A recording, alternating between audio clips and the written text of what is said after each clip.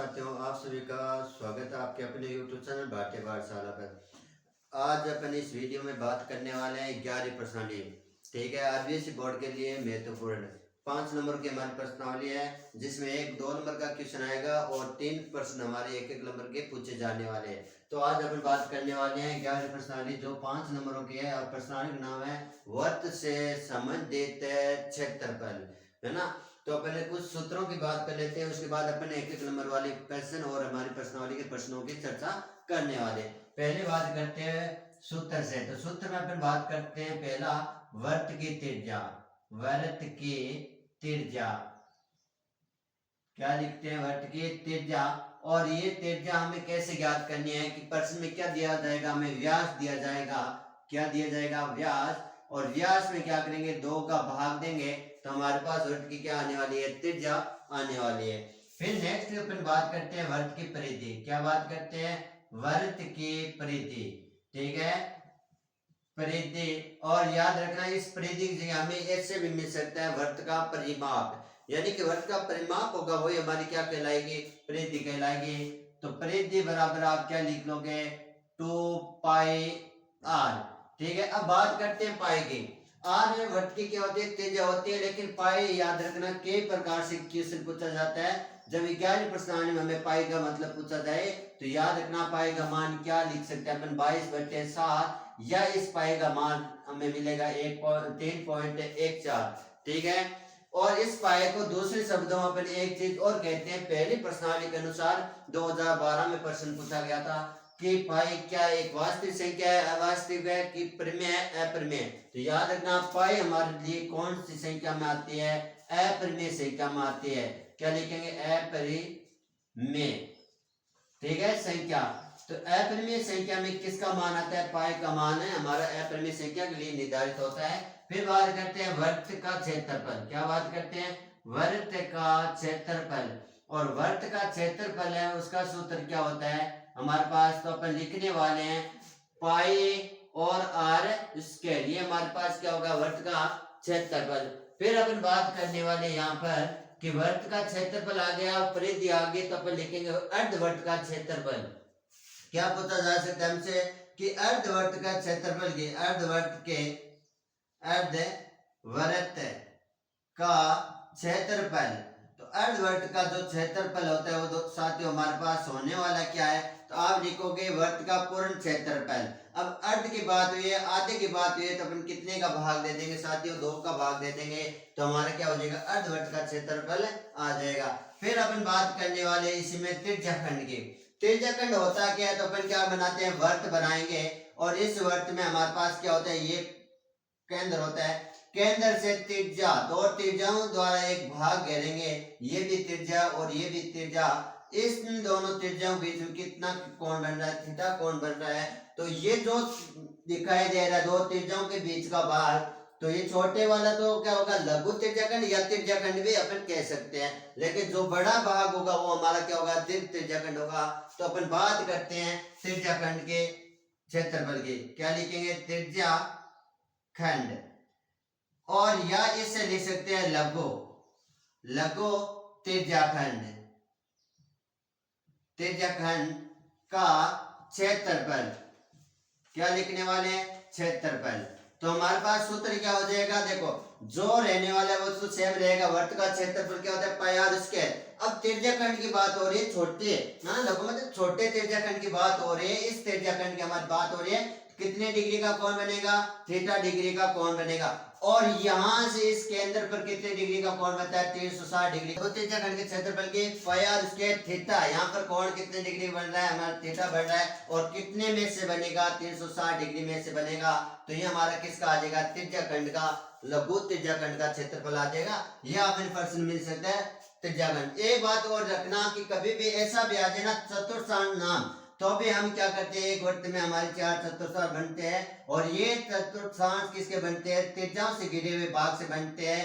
तो ये भी हमारे क्या होता है? त्रिज्याखंड द्वारा है, तो हम इसे त्रिज्याखंड भी कह सकते हैं। और एक चतुर्थांश में कितने डिग्री का कोण बनता है? 90 डिग्री का कोण बनता है। ये भी साथियों में ध्यान रखना है, एक बार प्रश्न पूछा गया था चतुर्थांश से संबंधित। फिर नेक्स्ट की अपन बात करते हैं कि लघु आ गया तो दीर्घ त्रिज्याखंड का क्षेत्रफल क्या होने वाला है, तो लिखेंगे दीर्घ त्रिज्याखंड, त्रिज्याखंड का क्षेत्रफल। तो अब इस क्षेत्रफल की बात करें तो अपन लिखेंगे क्या, पाई आर स्क्वायर, ठीक है, बट्टे में 360 ही रहेगा, लेकिन यहाँ पर क्या कर देंगे कि कुल कोण बनता है 360 का, इसमें से माइनस कर देंगे थीटा कोण को, तो हमारे पास क्या आ जाएगा, दीर्घ त्रिज्याखंड का क्षेत्रफल आने वाला है। फिर अपन बात करते हैं त्रिज्याखंड या लघु त्रिज्याखंड की बात करें, किसी बात करें त्रिज्याखंड के क्षेत्रफल के, तो याद रखना त्रिज्याखंड का क्षेत्रफल, और ये क्षेत्रफल अपन बात करेंगे किसकी, 1/2 अल इंटू क्या लिखेंगे आर, आर त्रिज्या क्या होता है, त्रिज्या होती है वृत्त की, और अल क्या होता है, तो यहाँ पर लिख देते हैं अल हमारे पास होता है चाप की लंबाई, क्या होता है अल, चाप की लंबाई, चाप की लंबाई,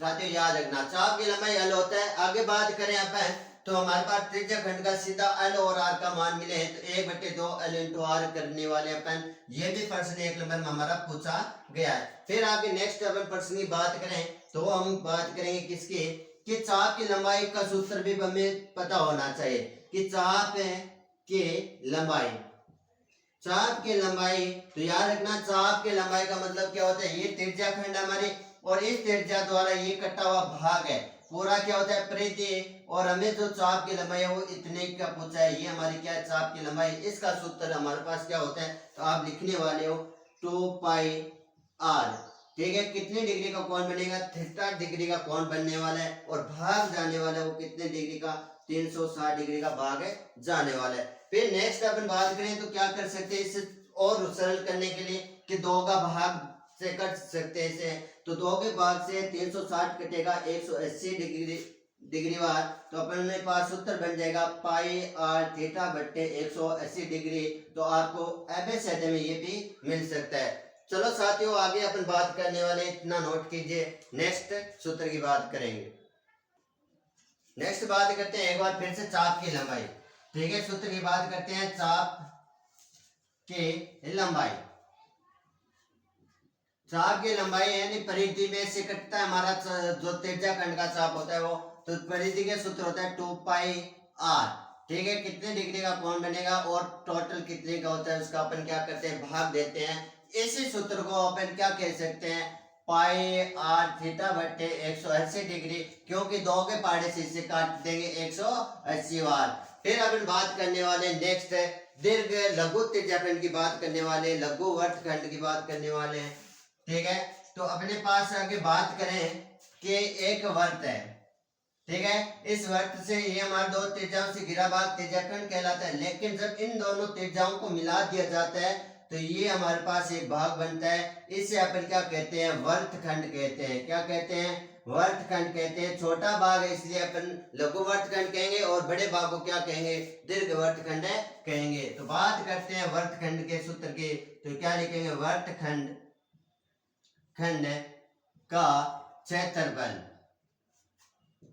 ठीक है, इस वर्तखंड को ऐसे भी पूछा जा सकता है लघु वर्तखंड, क्या पूछा जा सकता है, लघु वर्तखंड, जिसका सूत्र होता है आर स्क्वायर बट्टे में 2, कोष्टक में लिखोगे पाई थीटा बट्टे में 180 डिग्री, माइनस लिखोगे क्या साइन थीटा, और ये हमारे पास क्या हो जाएगा, लघु वर्तखंड का क्षेत्रफल का सूत्र होने वाला है। ये हमारे इतने सूत्र थे, आगे अपन करेंगे इस प्रश्नावली के प्रश्नों की चर्चा, एक बार इतने नोट कीजिए, फिर चलते हैं आगे। हेलो साथियों, आगे अपन बात करने वाले इस प्रश्नावली के जो हमारे पिछले सत्रों में आए हुए प्रश्न उनके, और अपन इस प्रश्नावली में वो प्रश्न करने वाले हैं जो हमारे पिछले 10 या 12 सालों में प्रश्न पूछे जा चुके हैं। तो पहले प्रश्न की आज अपन चर्चा करने वाले हैं, वो प्रश्न क्या है, हमारे पास 2012 में आया हुआ है, 2014 में, और उसके बाद 2013 में और 2015 में, यानी कि हमारे देख सकते हैं तो 12 से 15 तक कंटिन्यू पूछा गया सवाल है 1 नंबर में, और अच्छा सवाल है। तो प्रश्न की बात करें तो प्रश्न हमारे पास क्या, वर्त के केंद्र पर थीटा कोण, कितना कोण है, थीटा कोण अंतरित करने वाले या करने पर बने त्रिज्याखंड का क्षेत्रफल। तो हमारे पास देखो कि इस पर क्या है, कोण की बात किया ना, की बात करेंगे, क्षेत्रफल पूछा है सीधा, तो अपने पास कोण है ये कितना थीटा, तो अपन यहाँ पर दिया है उसमें क्या लिख सकते हैं कोण थीटा। ठीक है, त्रिज्या क्या होगी इसकी हमारे पास, त्रिज्या त्रिज्या हमारे पास होने वाली है r, और क्या पूछा है त्रिज्या खंड का क्षेत्रफल, तो हमारे पास त्रिज्या खंड का क्षेत्रफल क्या होगा, तो लिख दोगे त्रिज्या खंड का क्षेत्रफल। ठीक है, यानी कि आपको क्या पूछ लिया गया, थ्योरी के रूप में एक सूत्र ही पूछ लिया गया है त्रिज्या खंड के क्षेत्रफल का, जो हमारे पास क्या होता है, आप लिखोगे पाई आर स्क्वायर और कोण थीटा दे रखा है, टोटल कोण कितना हमारा 360 डिग्री का होता है, ये हमारा क्या हो जाएगा एबीसीडी में हो जाएगा। ठीक है, याद रखना कंटिन्यू 4 सत्र में पूछा जा सकता है, तो इसका मतलब इस सत्र भी पूछ जाने की संभावना व्यक्त करता है। चलो नोट कीजिए, फिर चलते हैं आगे। हेलो साथियों, आगे अपन बात करते हैं क्वेश्चन नंबर 2, है ना। 1 नंबर में पूछा गया प्रश्न है, और पूछा गया कब है, हमारा ये प्रश्न पूछा गया साथियों 2013 में। प्रश्न की अपन चर्चा करने वाले, प्रश्न क्या है कि त्रिज्या कितनी है, त्रिज्या r, वृत्त के एक त्रिज्या खंड जिसके कोण अंश में क्या है, कोण का मान, अंश का मतलब कि इतने डिग्री का कोण बन रहा है, वो कोण कितने डिग्री का बन रहा है, थीटा डिग्री का। तो संगत चाप की लंबाई का सूत्र हमें क्या करना है साथियों, ज्ञात है करना है। तो बात करते हैं क्या चीज दिया, हमें पहले उत्तर में लिखेंगे दिया है, दिया क्या हमारे पास r, यानी त्रिज्या दे रखे, त्रिज्या का मान r, और फिर हम बात करें किसकी, कोण हमें दिया गया साथियों क्या, थीटा। ठीक है, बात करते हैं चाप की लंबाई, किसकी बात करें, चाप की लंबाई। ठीक है, अब बात करते हैं चाप की लंबाई, तो इस चाप की लंबाई होती क्या है ना, पहले तो ये हमें पता होना चाहिए चाप की लंबाई क्या होती है। तो अपन क्या करते हैं, ये बात करते हैं वृत्त की, वृत्त से हमने क्या बनाया, एक त्रिज्या खंड बनाया, और यहाँ पर ये r त्रिज्या है इनकी, थीटा कोण है। तो इस चाप से इस चाप के मध्य की ये जो दूरी है, इसे अपन क्या कहेंगे, चाप कहेंगे। और इस चाप की यानी कि यहाँ से यहाँ की दूरी का हमें क्या पूछा है, मान पूछा है, यानी सूत्र पूछा है, जो हम ये किसका भाग है, एक परिधि का है। तो अपन क्या लिखने वाले हैं, 2 पाई r लिखने वाले हैं। अब कोण कितने डिग्री बना, तो अपन कहेंगे थीटा डिग्री का कोण बनेगा, बट्टे में कितने डिग्री का भाग बनेगा, टोटल कोण होता है हमारे पास 360 का, तो अपन भाग दे देंगे 360 डिग्री का। याद रखना साथियों, ये सवाल हमारा किस में पूछा गया है, तो आरबीसी बोर्ड 2013 में पूछा गया है। शानदार सवाल है, इस बार आने की भी संभावना व्यक्त करता है, एक बार आप नोट कीजिए, और फिर चलते हैं नेक्स्ट क्वेश्चन पर। आगे चलते हैं साथियों, अपन सवाल नंबर 3 की बात करेंगे। यदि हमारे द्वारा जो सूचना या हमारे द्वारा जो जानकारी दी जा रही है तीनों क्लासों में आपको अच्छी लगे, तो एक बार शेयर और सब्सक्राइब जरूर करना। फिर चलते हैं नेक्स्ट क्वेश्चन पर। क्वेश्चन हमारा 3 नंबर 2013 में 1 नंबर में पूछा गया, छोटे क्वेश्चनों में बात करते हैं प्रश्न, यदि वृत्त की त्रिज्या दे रखी है 14 सेंटीमीटर, तो वृत्त का क्षेत्रफल ज्ञात करना है। तो बात करते हैं कि हमें क्या दिया है उसमें, तो हम लिखेंगे दिया। ठीक है, अब इसमें दी गई जानकारी लिखेंगे तो अपने पास हर चीज उपलब्ध होने वाली है। क्या लिखने वाले अपन, त्रिज्या, यानी कि त्रिज्या r का मान कितना दे रखा है, 14 सेंटीमीटर दे रखा है। फिर क्या पूछा, वृत्त का क्षेत्रफल, तो अपन लिखने वाले हैं वृत्त के क्षेत्रफल का सूत्र, वृत्त का क्षेत्रफल क्या होता है हमारे पास, लिखेंगे पाई r स्क्वायर। अब बात करते हैं यहाँ पर पाई का मान हम लिखने वाले हैं, पहले भी हमने चर्चा की थी सूत्रों में कि पाई का मान अपन क्या लिख सकते हैं, 22/7 या 3.14। तो यहाँ पर अपन पाई का मान रखेंगे 22/7 इंटू 14, इंटू में क्या करने वाले हैं 14, 7 से ये कटेगा कितनी बार, 2 बार, 14 7 से कट जाएगा 2 बार, और 22 को 2 से गुणा करेंगे कितना आ जाएगा, 44 इंटू 14, 44 को 14 से गुणा करेंगे तो हमारे पास 44 को गुणा करेंगे 14 से क्या आ जाएगा, 4 को 4 से गुणा करेंगे 16, हाथ पे 1, 4 को 4 से गुणा किया 16 और 1 है 17, इंटू में लगा देंगे। और क्या लिखने वाले, 4 को 1 से है ना, 1 को 4 से गुणा करेंगे 4, फिर 1 को 4 से गुणा करेंगे 4, जोड़ देंगे 6, और ये हमारे पास क्या आ जाएगा 7 और 4 11, हाथ पे 1, 4 1 5 लेके कितना हो जाएगा 6, हमारे पास उत्तर आ जाएगा कितना 616 सेंटीमीटर स्क्वायर। सेंटीमीटर स्क्वायर क्षेत्रफल हमेशा स्क्वायर में होता है, एक बार नोट कीजिए। फिर चलते हैं नेक्स्ट क्वेश्चन पे। अपन क्वेश्चन नंबर 4 की बात करने वाले हैं। बात करते हैं 4 नंबर क्वेश्चन। याद रखना 2014 में पूछा गया था, उसके बाद अभी तक नहीं पूछा गया, हो सकता है कि हमारे 2 नंबरों में ये सवाल आए। ठीक है। प्रश्न क्या है, 44 सेंटीमीटर परिधि। अब देखो क्या दे रखा है कि परिधि का मान दिया 44 सेंटीमीटर, हमें ज्ञात क्या करना है, क्षेत्रफल ज्ञात करना है। इसका मतलब परिधि से हमें पहले क्या करनी है, त्रिज्या ज्ञात करनी है साथियों। क्या करनी है, त्रिज्या ज्ञात करनी है। और त्रिज्या के बाद अपन क्या लगाने वाले, वर्त के क्षेत्रफल का सूत्र लगाने वाले। तो अपन यहाँ पर लिखने वाले हैं वो क्या लिखेंगे, उत्तर में अपन लिखेंगे वर्त की परिधि। वर्त की परिधि जो हमें यहाँ पर दी गई है कितनी, तो वर्त की परिधि हमें दी गई है 44 सेंटीमीटर, हम लिख देंगे 44 सेंटीमीटर। ठीक है। तो वर्त की परिधि का सूत्र क्या होता है, वर्त की परिधि, वर्त की परिधि बराबर हमारे पास सूत्र हो जाएगा 2 पाई आर। हमें 2 पाई आर का मान कितना दिया, 44। तो अपन क्या लिख देंगे, 2 पाई आर बराबर कितना, 44 दे रखा है। पाई का मान रख देंगे 2 इंटू में 22/7 इंटू में क्या आर बराबर कितना, 44। देखो 22 को 2 से गुणा करें, कि 22 को 2 से गुणा करेंगे 44 बट्टे कितना 7 इंटू में क्या कर देंगे आर बराबर 44। ठीक है। देखो 7 क्या है भाग में, इधर जाएगा गुणा में, 44 गुणा में इधर आएगा भाग में। तो अपन लिख देंगे बराबर में, आर के बराबर में 44 इंटू में कितना 7, क्योंकि 7 भाग में दूसरी साइड ले जाएंगे गुणा में जाएगा, और 44 गुणा में तो दूसरी साइड किस में आएगा, भाग में। तो 44 से 44 क्या हो जाएगा, कैंसिल। तो आर का मान हमारे पास कितना आएगा, 7 सेंटीमीटर आने वाला है। अब बात करनी है किसके, वर्त के क्षेत्रफल की। तो साथियों अपन क्या लिखने वाले हैं, वर्त का क्षेत्रफल का सूत्र। तो वर्त का क्षेत्रफल, और वर्त के क्षेत्रफल में अपन बात करें सूत्र की, वो क्या होता है, पाई आर स्क्वायर। क्या होता है, पाई आर स्क्वायर। पाई का मान हमने कितना पढ़ा है, 22/7, या अपन कह सकते हैं 3.14 भी लिख सकते हैं। तो हमें अभी पाई के लिए क्या कहें, देखो कि 3.4 तभी लिखना है जब क्या हमें क्वेश्चन में दिया गया हो, अन्यथा हमें क्या लेके चलना है, पाई का मान 22/7, और आर का मान हमने अभी ज्ञात किया था कितना, 7। तो लिख देंगे आर स्क्वायर यानी कि 7 की स्क्वायर, 7 इंटू 7, 7 से 7 क्या हो जाएगा, कैसे। तो हमारे पास क्या उत्तर बन जाएगा 22 इंटू 7, और 22 को 7 से गुणा करेंगे तो देखो 7 को 2 से गुणा किया, हमारे पास आया 14 हाथ पे 1।